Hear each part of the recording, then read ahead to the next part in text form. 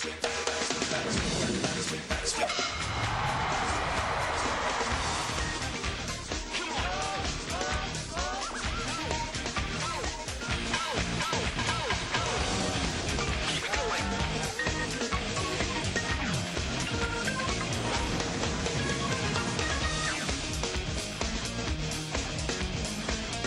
beautiful day here in Pittsburgh. That's a big change from last night when Rains ended up suspending Game 2 of this series. They had the tarp on the field for a couple of hours. It looked at one point like we might have a window to finish this ball game, but then it kept on raining. So we're going to continue today in the bottom of the 7th inning. The Cubs scored 4 runs in the top of the 7th. So Bob Howery, I guess technically not a start today, but it kind of feels that way. 6-5 Cubs lead the Pirates in the bottom of the 7th, and then we'll have Game 3 after this one. Hi, everybody. Len Casper and Bob Brenly. A strange circumstance here. Every once in a while, you'll see a game like this. The Cubs scored 4 runs to take the lead, and because of that situation, a suspended game last night. I joked with Bob Howery. I said, should I tell the writers that you're not talking today because you're starting? He said, yeah, I'm a little nervous. Yeah, I was in the Pirates clubhouse before the ball game, and Ian Snell, the starter, I guess would be the originally scheduled game for today, and he said he didn't know how to act because normally a starter comes in, he has a very distinct routine that he goes through before starting the ball game, but since he isn't going to pitch until later today, he didn't know how to act. Yeah, Lou Piniella gave us what should be the Game 2 lineup, but I guess that's always subject to change based on what happens here at the end of the first game that we need to finish. We still have 2.5 innings to play here in this ball game. A lot of things can change. There's been one change to the Cubs lineup already. Matt Merton pinch hit in the 7th inning, so we'll see what happens in the remainder of Game 1 of this funky doubleheader. Yes, that's right. Well, the Cubs outfielders last night each hit a home run. Alfonso Soriano with his first of the year was a leadoff shot. The Cubs lead 6-5 in the 7th, and we'll have all the action next.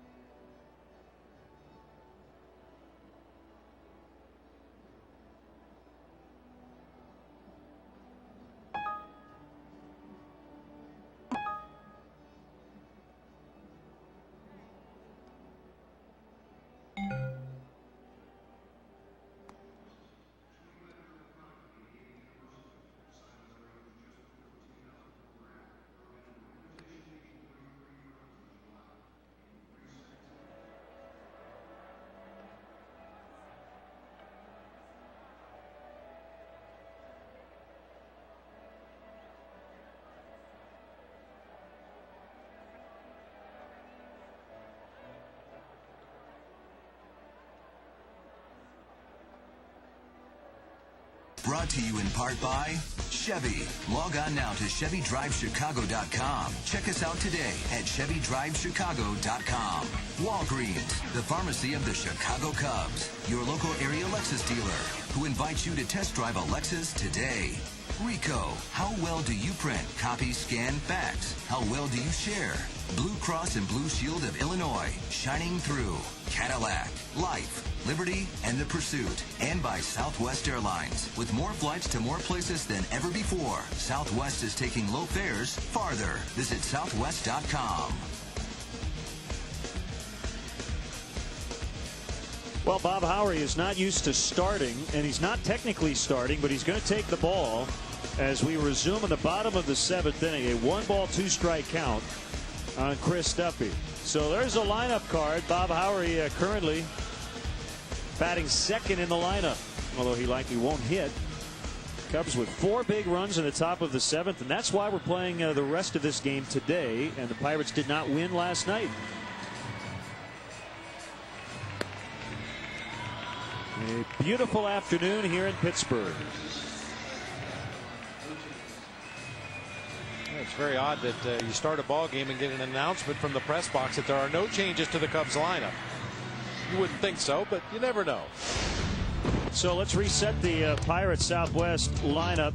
Duffy, Wilson, Sanchez, and it's Jason Bay, Ryan Doumit, Jose Bautista, Adam LaRoche, Ronnie Paulino with a home run in this ball game, and Jonah Bayless, who got knocked around, gave up 3 hits and a couple of runs. Technically the pitcher for the Pirates, but he won't come back.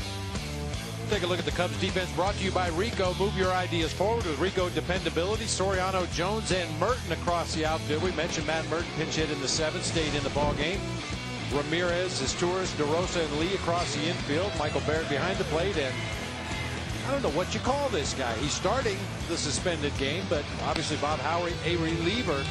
You know, that enters into it, too. If Bob Howery had thrown 2 or 3 days in a row and came into the ball game last night, chances are he would not be able to come back today. But fortunately for Lou Piniella, Larry Rothschild, and Bob Howery, his workload has been sparse lately, so he's able to take the ball to start the suspended game. I guarantee you there are fans who showed up today who did not know what happened last night, and right now they're saying to themselves, what's going on with my watch? What time did this game start? They're already in the 7th. So here we go. And it's 1-2 on Chris Duffy. Here's a pitch from Howery. Down the line, and it twists foul out of play. The 7th inning stretch lasted, what? Add up the hours. Yeah. About 10 hours. 10, 12, 14 hours. Long version of take me out to the ball game.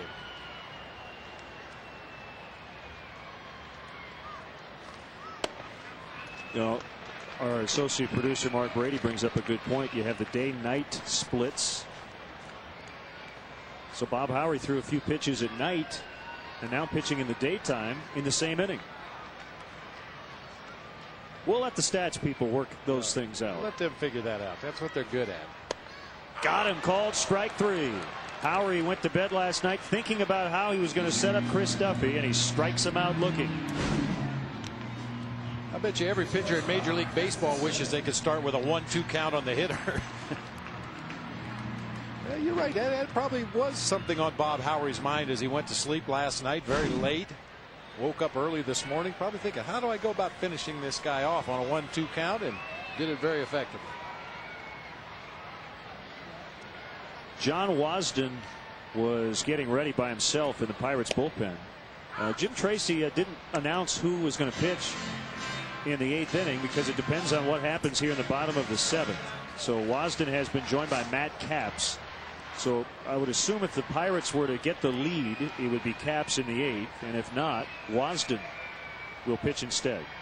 Here's Jack Wilson, 2 for 2 in the ball game, including a sac fly in the 2nd inning.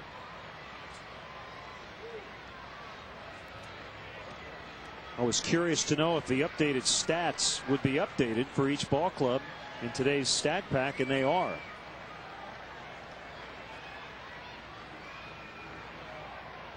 So Wilson at 304 after the 2 for 2 start.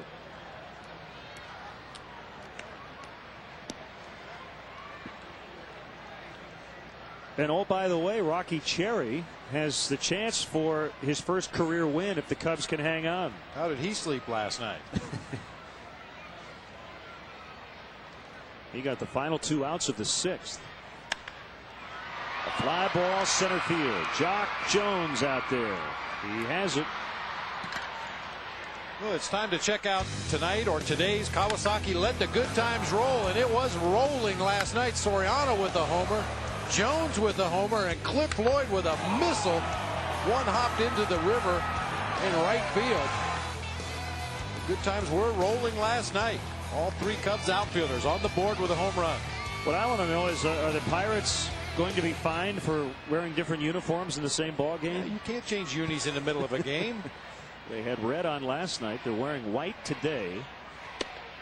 Now you got to let people in on what you told Jock after the ball game last night. Yeah, we kind of joked around with him a little bit. We were waiting near the security exit, waiting on some cabs to get home from the ballpark, and I told Jock, geez, that's a shame you got your home run washed out. And he kind of gave me a look, and I said, no, I can't even play out the joke any further than that. Well, that can happen if a game gets washed out before you go 5 innings. Guy could hit 3 home runs and none would count, but that one counted, Jock.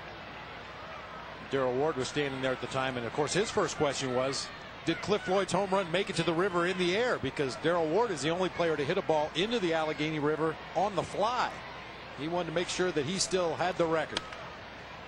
Sanchez skies it foul down the right field line. Cliff wasn't sure. He felt like he got all of it, but he didn't know if it landed in the river without a bounce. It hit the slope and caromed in.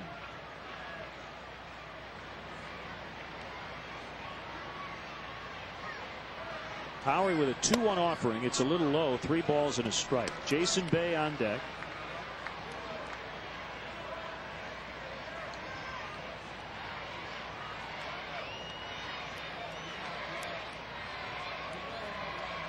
The game 2 starters, Jason Marquis and Ian Snell.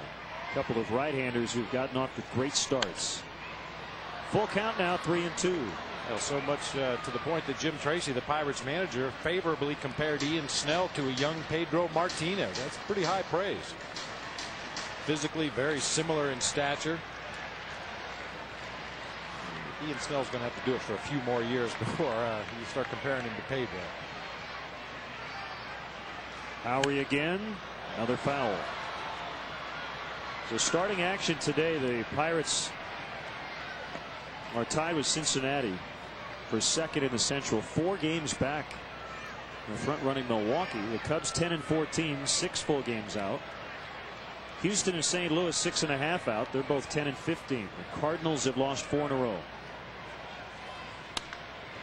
And a base hit in the left center for Freddie Sanchez. That's his 3rd hit of the ball game. They're all singles. And it'll bring up the dangerous Jason Bay. No surprise, Freddie Sanchez will have some extended at-bats this year. When he gets to a 2-strike count, he's able to foul off pitches and stay alive because of his approach. Really stays inside the ball, just tries to hit it to the big part of the park.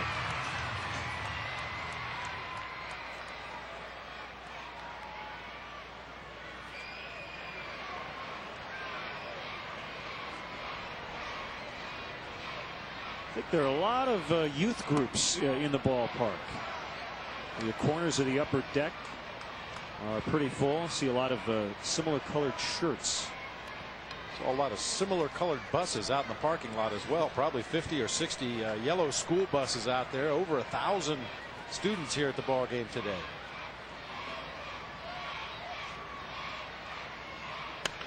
There's a drive down the left field line. Home run distance, but Jason Bay pulled it foul.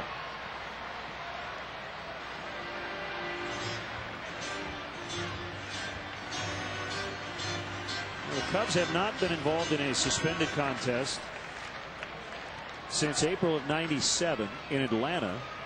Game was stopped in the 7th inning due to rain. The Braves were up 8-5. They would go on to beat the Cubs 11-5 the next day.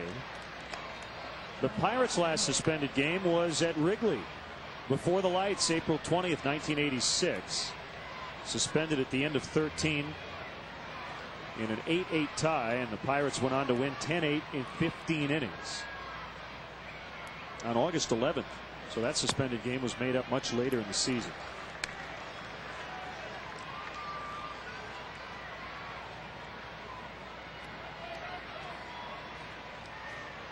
Well, the rain delay last night, 2 hours and 18 minutes, and we were able to see a couple of classic Cubs Pirates matchups on the scoreboard. And one was back in 1979, and Ivan DeJesus played in that ball game. Got a few laughs from the Cubs dugout. Well, some of the players had come back out to the dugout to check on the status of the weather, and it just so happened to be when Ivan DeJesus made a real nice play at shortstop for the Cubs. Yeah, they enjoyed that. Here's a 3-2 pitch with a runner going. And it'll get up about 6 or 7 rows. Howard Cosell, Don Drysdale with the call. It says the Pirates were trying to clinch the Eastern Division. Kent DeColby came in the 7th inning to try to pick up the save. Times have changed. Had 2 at bats. The closer had 2 at bats.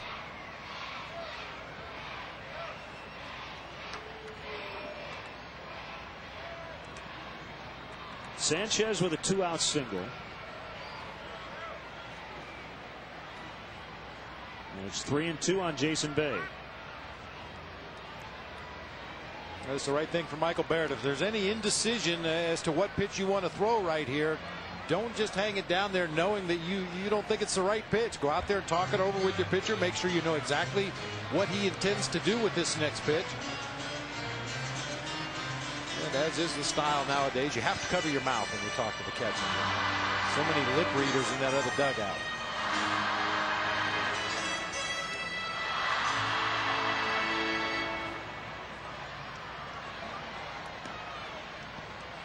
Now the pitcher and catcher are ready.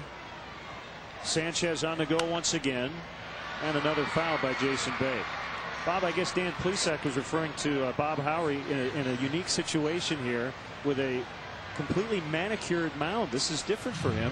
He's used to coming in with a lot of holes right in front of the rubber and the landing spot. Yeah, depending on how many pitchers have been on the mound previous to Bob Howry's entry into the ball game, there may be several different landing holes, different holes dug in front of the rubber. Doesn't seem to bother him, though. Nope, didn't bother him a bit. 2 strikeouts in the inning, and Bob Howry gets out of it without allowing a run. Jock Jones coming up. He already has a home run in this one.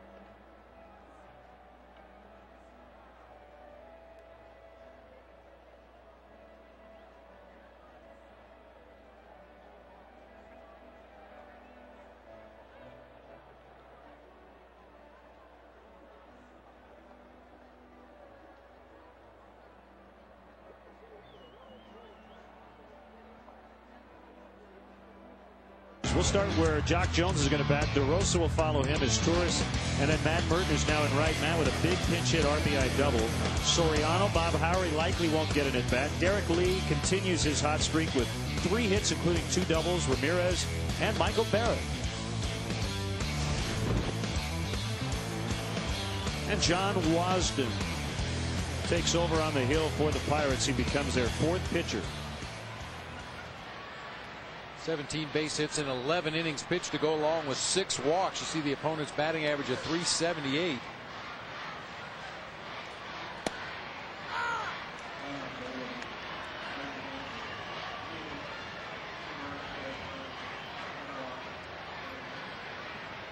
Wasden works from the stretch, and his 0-1 to Jones is outside. 1 ball, 1 strike. Jock with a home run, a walk, and he fouled out to the shortstop to start what ended up being a 4-run 7th. The Cubs, in fact, made 2 outs before they got their first base runner. And it was his Torres with a single to right. Seemed harmless enough at the time. Then Merton with a pinch hit double to knock in his Torres. Soriano with an RBI double. And then Cliff Floyd, the big shot, a 2-run blast that bounced into the river. Some here in Pittsburgh wondered why Jim Tracy didn't bring in Damaso Marte to face Cliff Floyd. He's stuck with Jonah Bayless, who had done a pretty good job for him, and Floyd made him pay. Boy, did he ever. One of the longest, hardest hit home runs we've seen so far this season. Here's a 2-2, and the count holds after that foul. Conditions considerably different today, however, than they were last night. The wind was blowing straight out to left center field, probably about 15 miles an hour, enough to move those big flags out in left center field. Especially Soriano's home run, I think, got a little bit of an assist from the wind. Jock Jones and Cliff Floyd, I believe, probably would have hit home runs anyway. Soriano, I'm not so sure, but it still counts.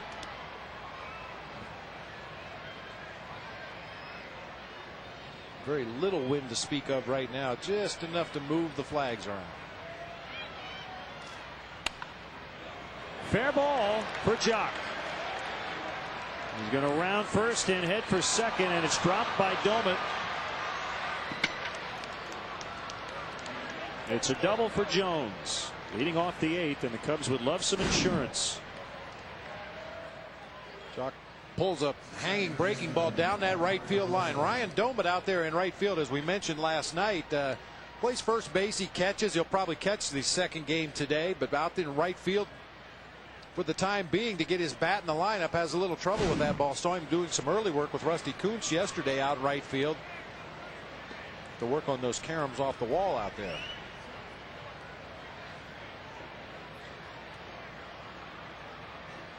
So DeRosa will at the very least try to move Jones to third. Pirates thinking he might be bunting, but that's not the case. A ground ball to short. They're holding at second, 1 out.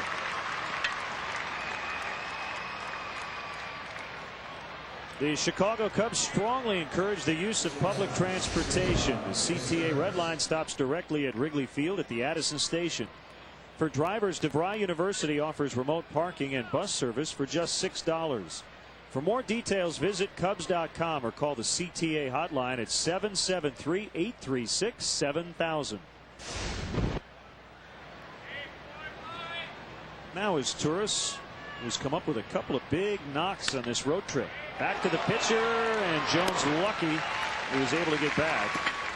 Wasden took a quick look and decided to get the out at first.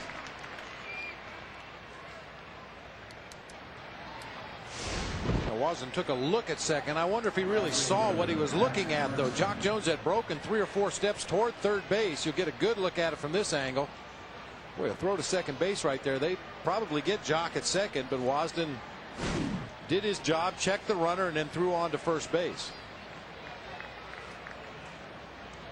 I think in that situation, if the runner at second base is not just hauling toward third base, they're just going to turn and throw to first. That time I think he would have had Jock picked out there at second base.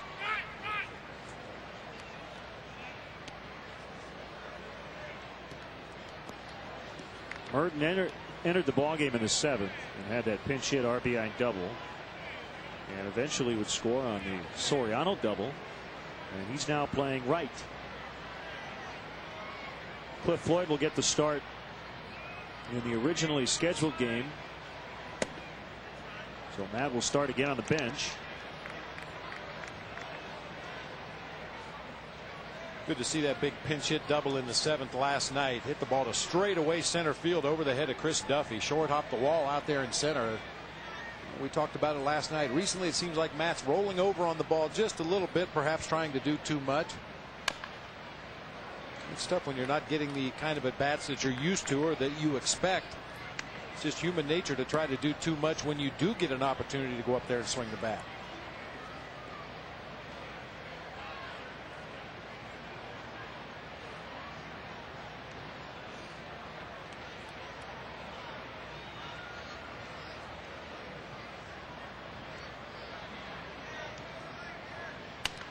Ground ball.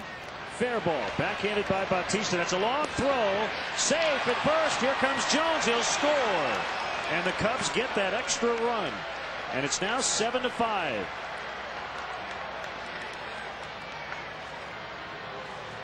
So another 2-out tally for the Cubs. They have scored 5 times the last 2 innings. Good hustle by Matt Merton to beat it out at first base, and great heads-up base running by Jock Jones. He just rounded the bag at third and kept on going. Adam LaRoche caught by surprise down there at first base after he makes a nice pick in the dirt. Boy, Batista very deliberate before throwing that ball across the infield. You can see LaRoche checks the umpire at first, and in the meantime, Jock Jones is just streaking around third base, and he'll score easily without a play. Felix P.A. is going to run for Matt. He gets a single and an RBI. Jock never stopped. He just kept on going. So P.A. in the ball game will likely see Jock move to right, and Felix can take over in center. I think that's a move we're going to see a lot of while Felix P.A. is here with a lead late. Lou Piniella likely to put P.A. in there if he doesn't start the ball game. Get him in there for defense late with a lead.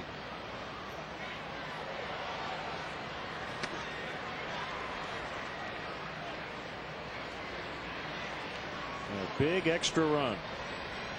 And now Will Ullman has a baseball in the bullpen.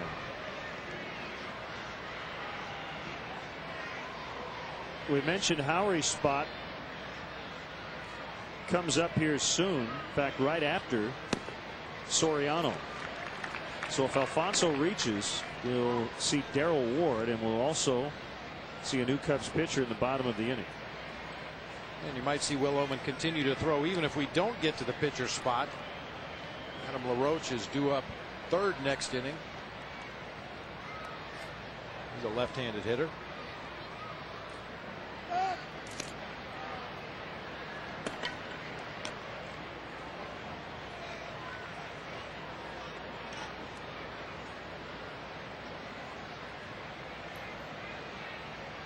As a former Pirate on deck. Here's a pitch. High fly ball, left center. Duffy calling for it. Still going out near the 410. He has it. Soriano really crushed it, but it's an out. And the Cubs now lead 7-5.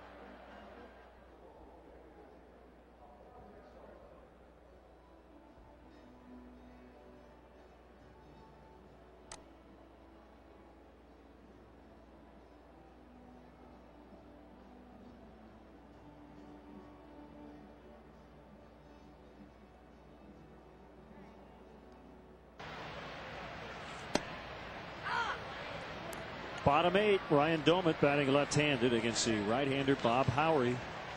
7-5, the Cubs with the lead.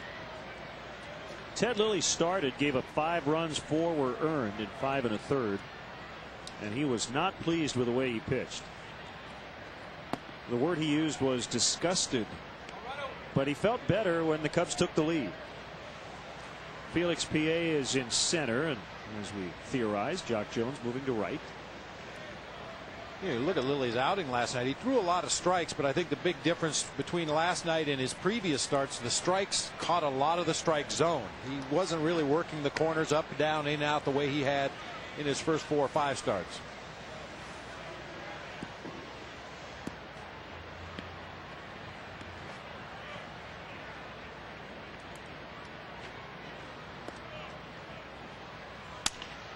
Busted bat, pop fly, and PA taking charge. 1 out.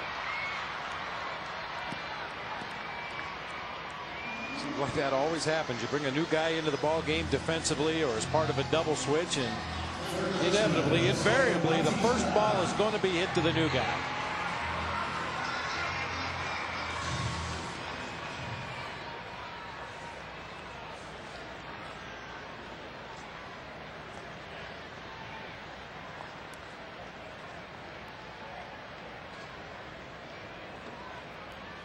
First pitch slider, dropped it in there for a strike.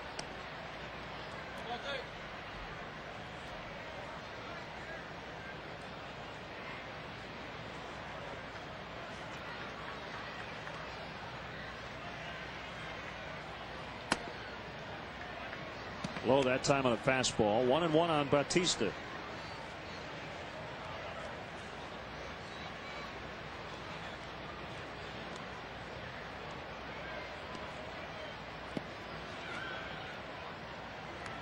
Howie very deliberate. Same routine before every pitch.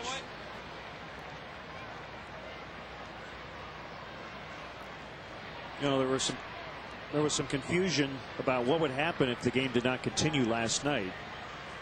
And the reason we were suspended last night and came back is because the Cubs in the top of the 7th took the lead and the Pirates were not able to answer back. If we had been able to continue and the Cubs would have gotten 3 outs in the bottom of the 7th and then another rain delay and eventually they had halted play, the Cubs would have won. If the Cubs had not come back and tied it or taken the lead, the Pirates would have won. And as Bautista takes a walk. So essentially if they were 5-2 after 6.5 and then we had the rain delay and then they decided we can't continue, it would have been a complete game and the Pirates would have won.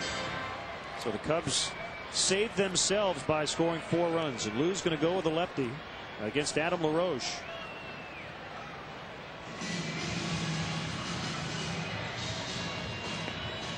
Some of the best timely hitting of the season so far for the Cubs. They came up with the runs when they needed to. Will Ullman's going to come in and face Adam LaRoche. LaRoche representing the tying run here in the 8th inning. And we'll be right back.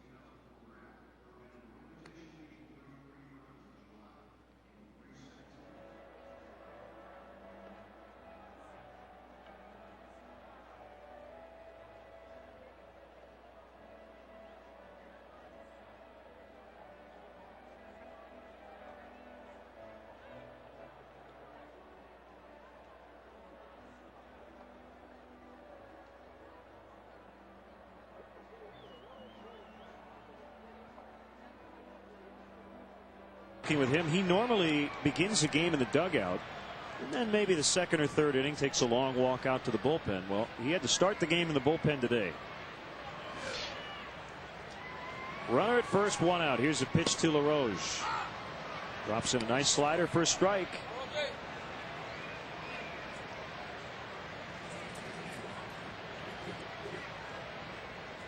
Will Ullman has done the job against lefties. They're 1 for 11 against him. He has walked 2 and has struck out 4. And he's ahead of LaRoche.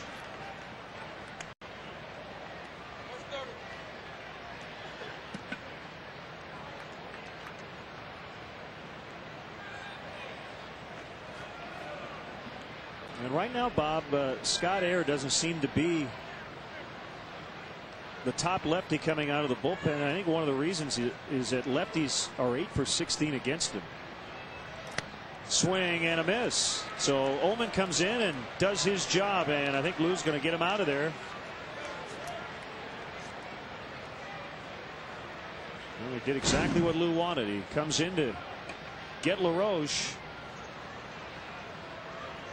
And went after him with hard stuff. Good fastballs, hard sliders, not the big loopy, big breaking slider, but a hard breaking ball. And for the second time on this trip, the manager's going to go with the closer in the 8th inning. Going to be a double switch, and Dempster will be asked to get the final 4 outs. Terrio's in to play second. We'll sort it out when we return.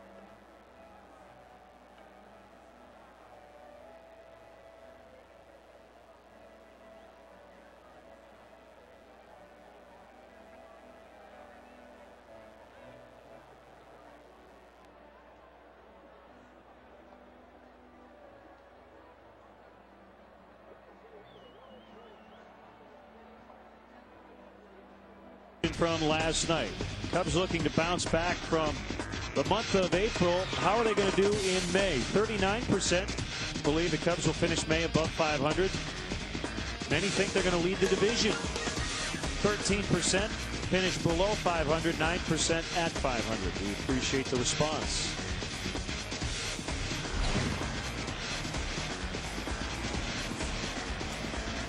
Well, that's a strong boat.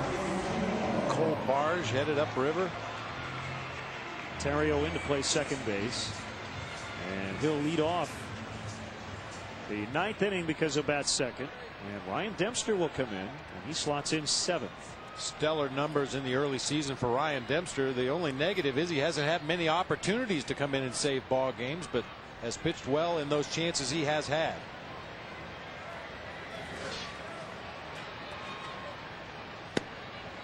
First pitch strike on Ronnie Paulino. Ryan will turn 30 tomorrow.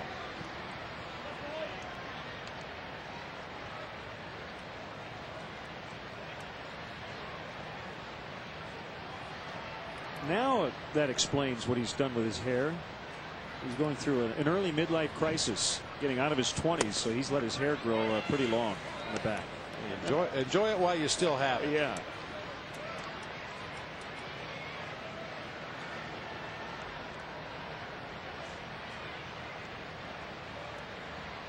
Here's a pitch. Caught the outside corner. 1-2.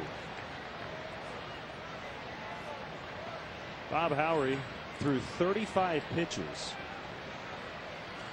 Dempster hopes to be efficient. And we'll see if either is able to pitch. There's a balk called on Ryan Dempster.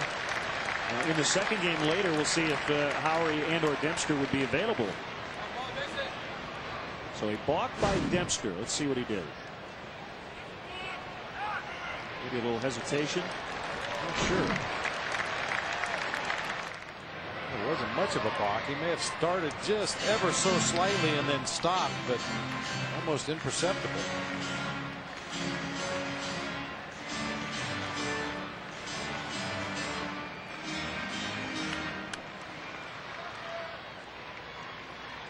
Paulino hit a big home run in the game last night against Ted Lilly on a high fastball. When I say a high fastball, I mean shoulder high. Fair ball behind third. Ramirez with a long throw, and he gets Paulino. So Dempster gets out of the inning. A walk, no runs to the ninth. 7-5 Cubs.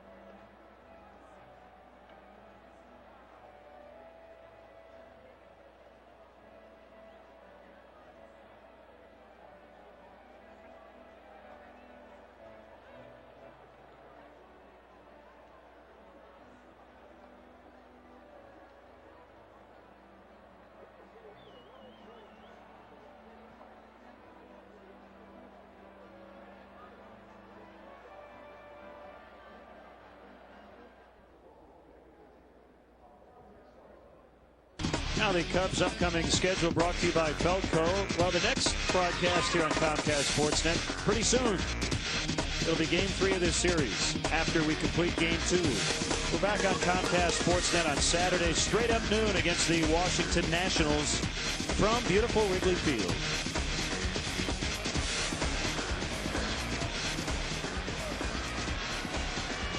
Stay with us between games. We'll have analysis from our Comcast Sportsnet studios.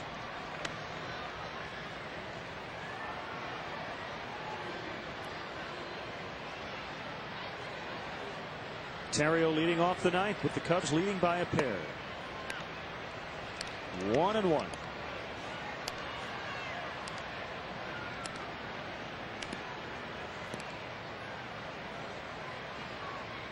Bautista in at third. There's a fly ball right center.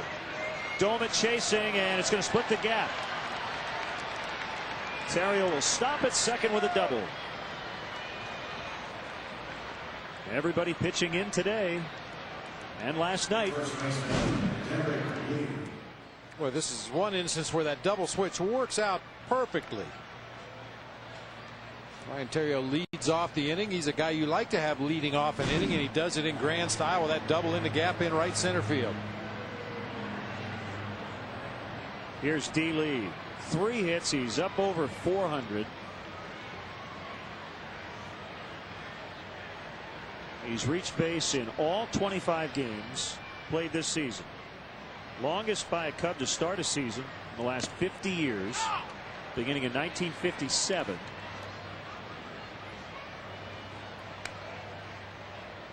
He also has a 7-game double streak. He's the 7th major leaguer the last 50 years to do that. Start calling him D. Lee, D. Lee. This guy hits every form of double, too. We talked about it last night. Hits the ball hard down the left field line. He blooped one down the right field line and bounced up into the stands last night. Splits the gap in right center, left center. And he's the only qualifier in the entire major leagues hitting over 400.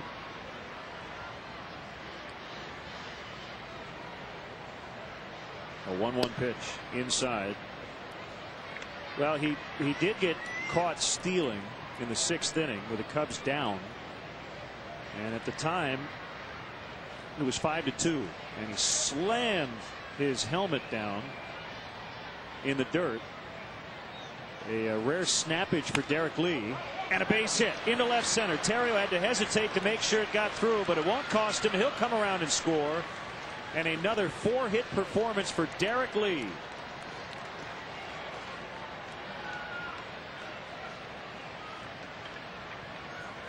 He's just in heat right now. Doesn't really hit this ball particularly hard. Got in on the trademark just a little bit, but Derek is strong enough to muscle it out there over the head of Jack Wilson into left center field. As you mentioned, Ryan Theriot had to hold up momentarily to make sure the ball gets through. Takes one last peek over his shoulder, knows he's going to score easily. Nice going. The second 4-hit game for Derek Lee this year. And he was not technically caught stealing on that play when the ball got away from the catcher, Paulino.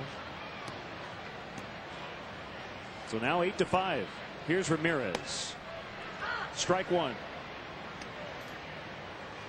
Yeah, not that Derek Lee needs me to defend him at all, but I still think that was a tough call for D. Lee at second base. From his vantage point looking in, he saw the ball go through the wickets of Ronnie Paulino. The ball got under the glove, through the shin guards.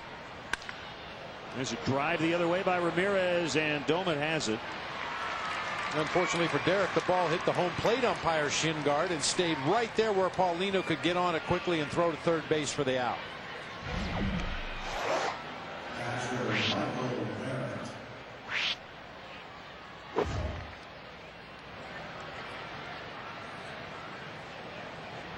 Yeah, Derek told me today, so you can't get thrown out in that situation, down 3.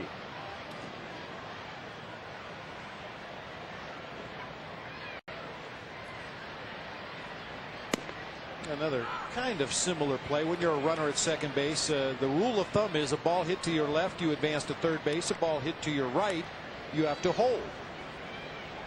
Now the wild card is a ball hit back to the pitcher, a pitcher that makes a nice play. That's a ball that's hit to your left as a base runner, so your first instinct is to break to third base, and if the pitcher happens to make that play, you're going to get caught off the bag and probably get tagged out in a rundown. It's something you have to be able to read quickly as a base runner, and it's not always an easy thing to do.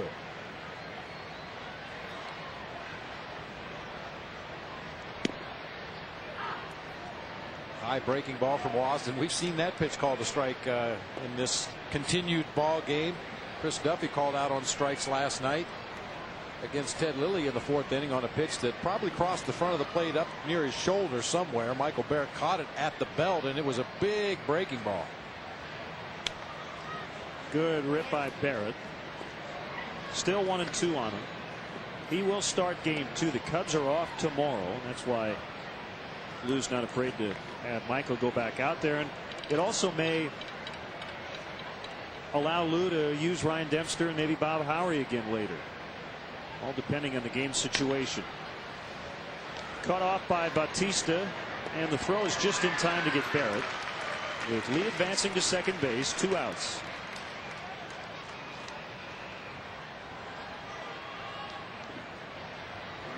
Bautista was taking a ribbing from some of his teammates, including Jack Wilson. When the game started last night, Jack Wilson, Freddie Sanchez, Adam LaRoche each had 1 error on the season. Bautista had 0 at third base, and Jack Wilson was saying, come on, you got to get with the crowd here. You got to make at least 1. Otherwise, you're making us all look bad. And he's had a couple opportunities in this game. He's made some tough plays and gotten the outs he should. They're going to intentionally walk Jones and go after Ryan Dempster instead.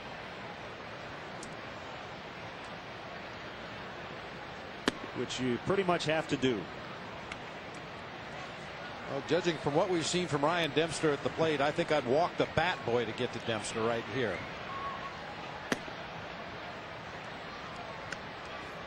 He might surprise us today. You never know.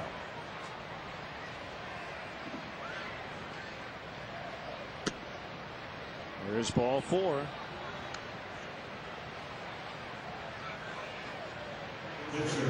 Ryan Dempster.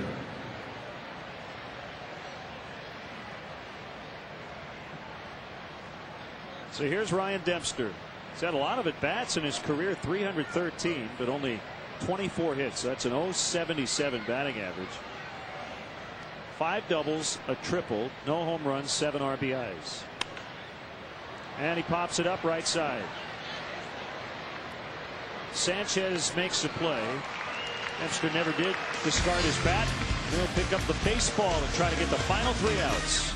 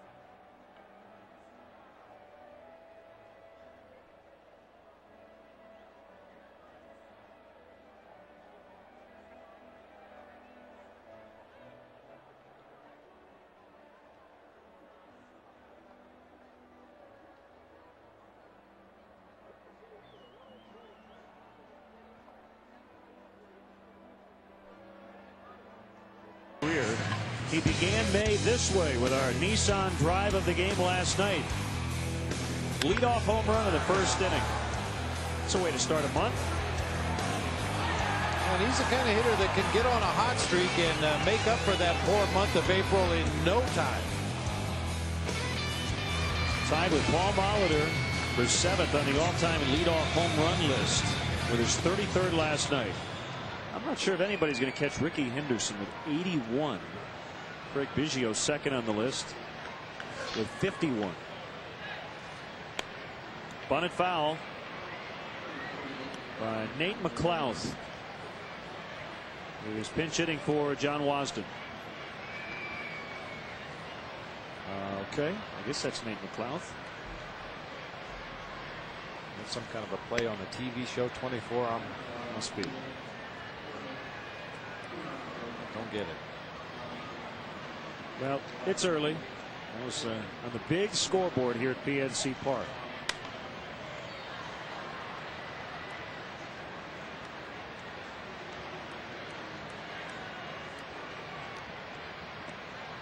Well, I really like to see what the Cubs have done coming back today. Getting a run in the 8th and another in the 9th to stretch a 1-run game to a 3-run lead.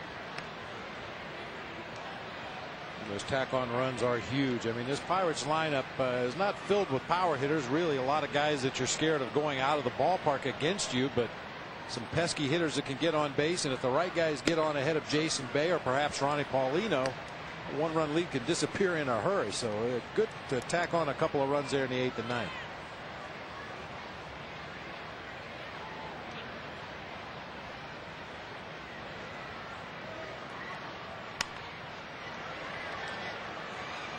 A lot of pesky at bats in this resumption of the suspended game. A lot of foul balls, a lot of deep counts.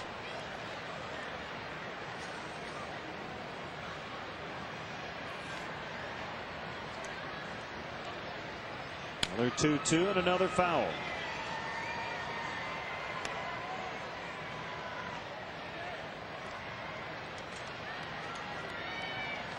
I'll tell you, Linda, I don't think anybody was willing to come right out and say it, so I will. I think that was a boneheaded move on the umpire's crew last night.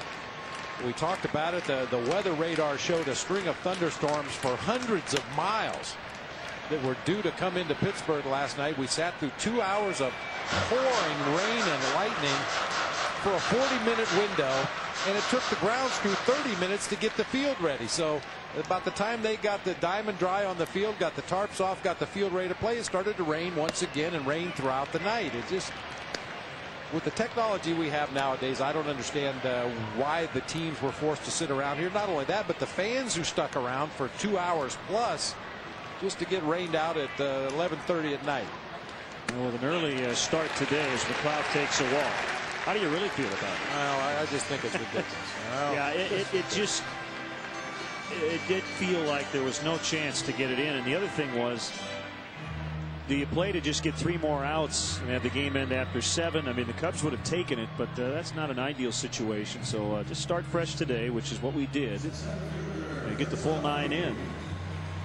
Well, not to mention the conditions. I mean, after 2 hours of just torrential downpour, they took the tarp off the field. It was a quagmire out there behind shortstop. There was standing water ankle deep behind the shortstop position. Water around the warning tracks. Obviously a lot of soft spots on the field.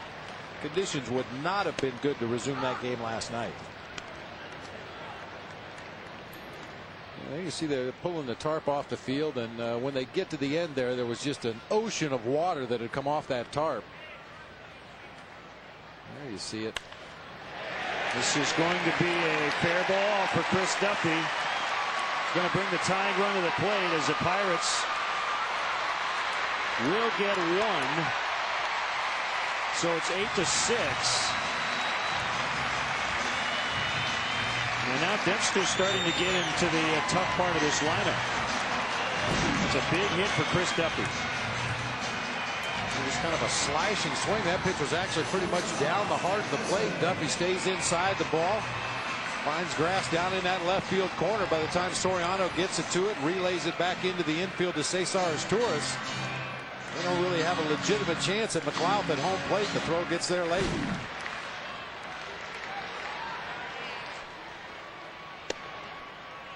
Now, it seems like every time the Cubs play the Cardinals, you sit here and you go, where's Albert Pujols in the lineup late? And when you play the Pirates, you think about Freddie Sanchez and Jason Bay, and they're due up after Jack Wilson.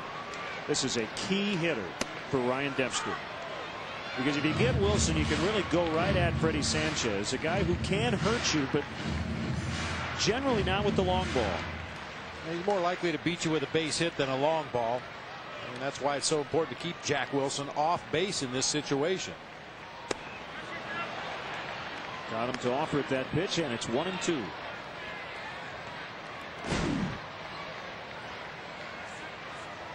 That head gets way out in front of home plate.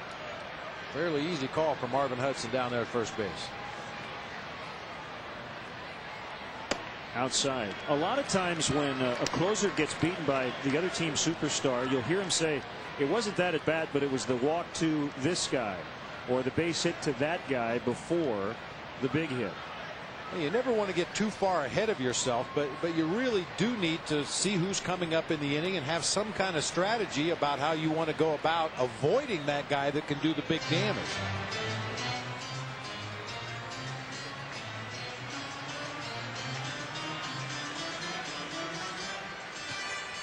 I'm not sure you can really prove the idea of protection in a lineup early in a ball game, but when you get to the 9th inning, I do think it applies.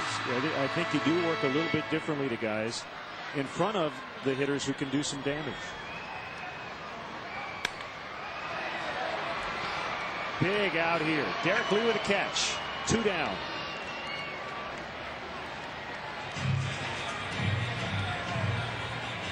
Check that. 1 out. Getting ahead of myself. So it's Freddie Sanchez with 1 out here in the bottom of the 9th.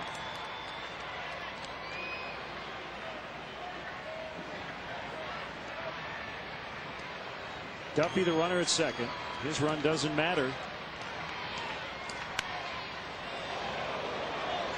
With that inside out swing again, we talked about it all year last year when he led the National League in hitting. His natural stroke is to try to drive that ball through the hole between first and second. Occasionally on a hanging off speed pitch or a mediocre fastball in the middle of the zone, he'll pull the ball, but steadily trying to hit that ball to the right side.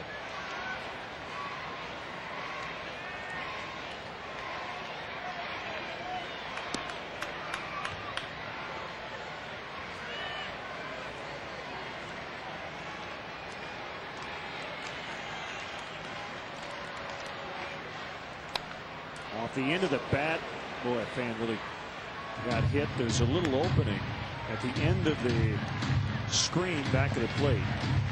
And unfortunately, the ball got through that opening.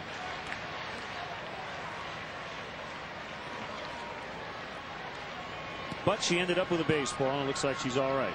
It's good news. Looked like a glancing blow to the shoulder. She's saying she's okay.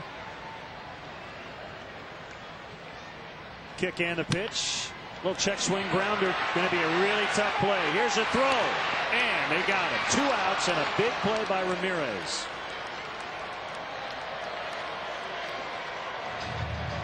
Great barehanded play by Aramis Ramirez. He had backed up with the 2-strike count to Freddie Sanchez. He had backed way behind the bag at third. His only chance is to make that barehand scoop and toss all in one motion, and he does it perfectly to Derek Lee for the out.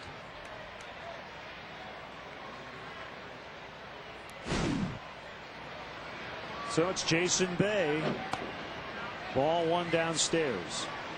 You can't intentionally walk him here with first base open because you just can't put the go-ahead or winning run at the plate. And Ryan Doumit on deck. So you have to go after Bay. Bay 1 for 7 lifetime against Ryan Dempster. Couple of strikeouts. Couple of natives of British Columbia, Canada. Here in a big spot. 8-6 Cubs last of the night. Inside 2-0. Well, one way or another, they're going to be partying on the streets of Vancouver after this at bat, huh? That's right.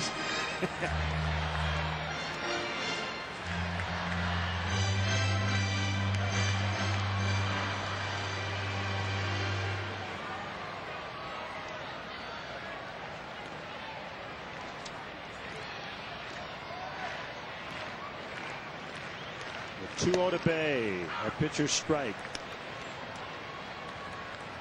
Well, that high breaking ball has been there for both ball clubs throughout this game going back to last night. I mentioned it earlier. Bill Miller, the home plate umpire, calls a lot of high breaking balls.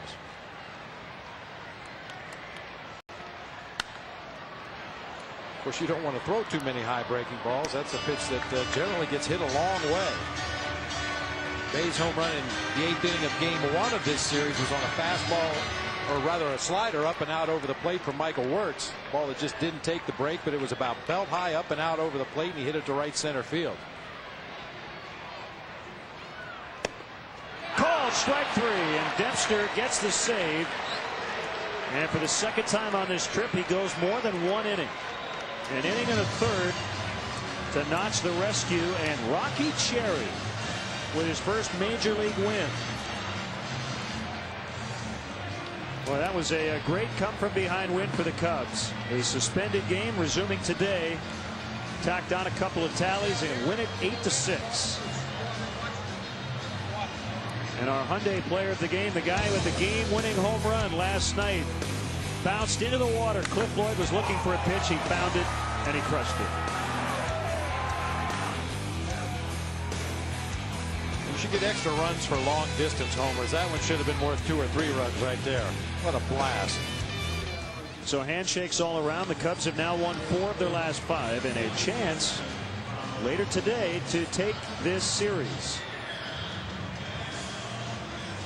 So that'll wrap up our coverage of game 2 of this series. For Bob Brenly, Pete Toma, Dave Turner, Mark Brady, and our entire crew, Len Casper wrapping up our suspended game coverage from here at PNC Park. The final score, the Cubs 8, the Pirates 6.